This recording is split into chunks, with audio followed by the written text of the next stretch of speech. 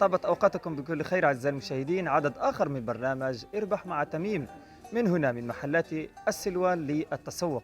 انتظرونا بعد هذا الفاصل. هذا البرنامج برعاية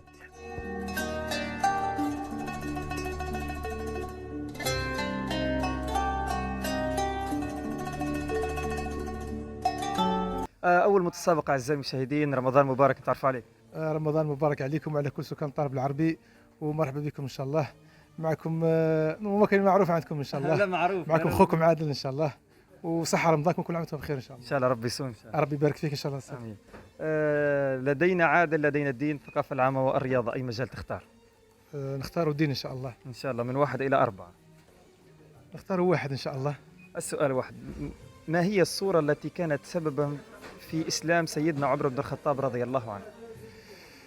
الله اعلم، الله اعلم. الصورة التي كانت سببا في اسلام سيدنا عمر بن الخطاب رضي الله تعالى عنه هي صورة طه، عندما قدم الى بيت الاخت نتاعو وسمع خباب بن الارت يرتب في واحد الصحيفة وتخلى عليهم، هو كان في جاهلية، وتخلى عليهم وضرب الاخت تاعو وضرب الزوجه تاعها، ومن بعد كي شاف الصحيفه مرميه قال لهم هاتوا لي نقراها.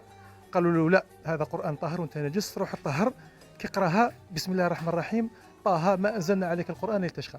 الله اعلم. هذه فعلا ما شاء الله تبارك الرحمن، يعني الإجابة صحيحة. ويكون معنا عادل المتسابق الأول والفائز في نفس الوقت في العدد العاشر من برنامج اربح مع تميم، ونقدم له قسيمة شراء بقيمة 1000 دينار جزائري مهداة من طرف محلات سلوان للتسوق.